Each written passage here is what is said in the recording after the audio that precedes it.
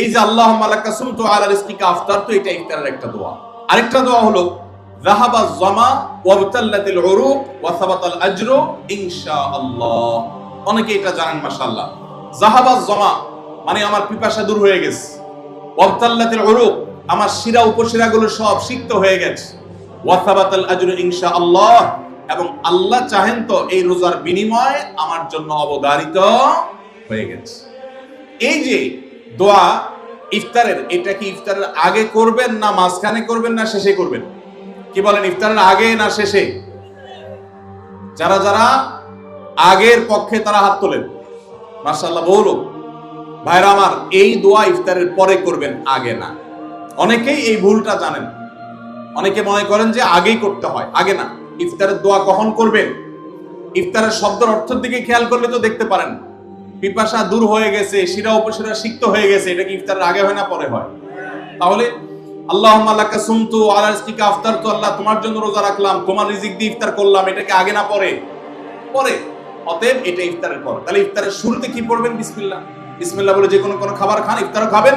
ইফতার খেয়ে ফেলছেন, 2-4 লোকমা খেয়েছেন, একটু পানি খেজুর খেয়েছেন, তারপরে দোয়া পড়তে পারেন। আর চাইলে একদম শেষ করেও পড়তে পারেন। আর এটা নিজের ভাষায় পড়লে হয়ে যাবে, কিন্তু সুন্নাত হবে, বেশি উত্তম হবে নবীজির ভাষায় পড়তে পারলে, সরাসরি আরবি টেক্সটটা পড়তে পারলে। আল্লাহ আমাদেরকে তৌফিক দান। রোজার নিয়ত কোনটি বা কিভাবে করব? নিয়ত করা কি রোজা রাখার জন্য জরুরি? নিয়ত তো সমস্ত ইবাদতের জন্য জরুরি, কিন্তু নিয়ত করা জরুরি, নিয়ত বলা জরুরি না। নিয়ত করা এক জিনিস আর নিয়ত বলা আরেক জিনিস। মুখে নিয়ত বলে আর অন্তরে নিয়ত করে, অন্তরে নিয়ত করে আর মুখে নিয়ত বলে। ইবাদতের মধ্যে নিয়ত করা ফরজ। রোজার জন্য নিয়ত ফরজ, নামাজের জন্য নিয়ত ফরজ, কিন্তু নিয়ত বলাটা ফরজ বা সুন্নাত কোনোটাই না। আমরা যে রোজার নিয়ত শুনছি, নাওয়াইতু আন আসুমা গাদান, আছে না? বিভিন্ন আপনার ক্যালেন্ডারেও লেখা থাকে, ভিত্তিহীন। নবী করিম সাল্লাল্লাহু আলাইহি সাল্লামের কোন জয়ীফ জাল হাদিসেও এরকম রোজার কোন নিয়তের কথা কোথাও বর্ণিত হয় নাই। ইসলামের নামে নকল আমল করলে সওয়াব হবে না গুনাহ হবে? খবরদার। এই জন্য আমরা মেহেরবানি করে, আমি কি জন্য ভোর রাতে উঠছি? সারি খেতে উঠছি, সারি খেতে উঠছি মানে কালকে রোজা রাখবো, এটাই তো আমার নিয়ত। মনের ইচ্ছা আছে, ইন্টেনশন আছে, এটাই নিয়ত। মুখে আলাদা নিয়তের উচ্চারণ দরকার নেই। প্রথম প্রশ্ন এসেছে, রমজানে মাঝে মাঝে তারাবির নামাজ ছুটে যায়, যদি আমার তারাবির নামাজ ছুটে যায় এতে কি আমার রোজা আদায় হবে বা রোজার পূর্ণতাতে কোনো সমস্যা হবে কিনা? ভাইরা আমার, রমজান মাসে তারাবির নামাজ না পড়লে আমরা অনেকে মনে করি যে তার রোজাতে বোধহয় অসুবিধা হবে। এটা সম্পূর্ণ ভুল ধারণা। তারাবি একটা ইবাদত, রমজানের রোজাটা আরেকটা ইবাদত। যেহেতু তারাবি না পড়লেও রমজানের রোজা হয়ে যায়, তাহলে তারাবি পড়ার কি আর দরকার আছে?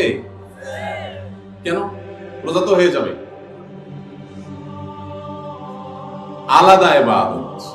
রোজা রাখা একটা ইবাদত, তারাবি পড়াটা আরেকটা ইবাদত। নবী করিম সাল্লাল্লাহু আলাইহি সাল্লাম একই হাদিসে দুটি কথা বলেছেন, মান কামা রমাদানা ঈমানান ওয়া ইহতিসাবান গুফিরা লাহু মা তাকাদ্দামা মিন যামবি। একই হাদিসে বলেছেন, মান সামা রমাদানা ঈমানান ওয়া ইহতিসাবান গুফিরা লাহু মা তাকাদ্দামা মিন যামবি।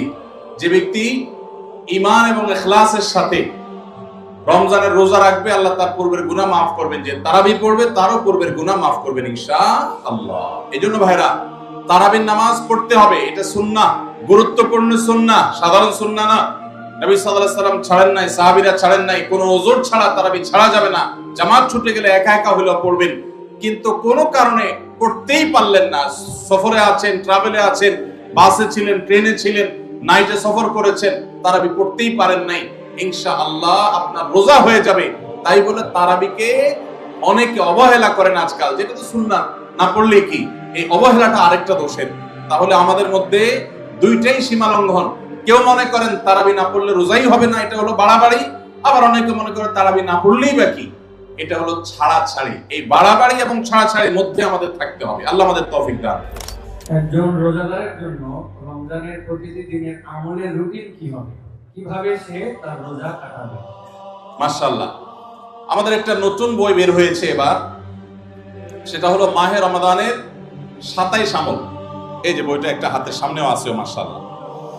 এটা মূলত আমাদের একটা বক্তব্যের নির্যাস। এর আগে সোনাইমণিতে একটা বক্তব্যে আমরা মাহে রমজানের উপরে একটা গবেষণা করে 27টা আমল কোরআনের আলোকে বের করেছি, সেটা উপস্থাপন করেছি, পরে এটাকে বই আকারে আনা হয়েছে।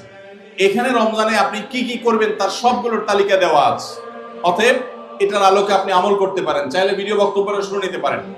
একবার সকাল থেকে রাত পর্যন্ত একটা সুনির্দিষ্ট রুটিনের মধ্য দিয়ে কাটাবেন, আর কিচ্ছু করতে পারেন না পারেন, শুধু একটা কথা বলে যাই, রমজান মাসে ফরজ রোজা রেখে অন্তত কোন প্রকার হারাম কাজ, গুনাহের কাজ করবেন না। বাস এটুকু যদি করতে পারেন ইনশাআল্লাহ আপনার রমজান সাকসেস।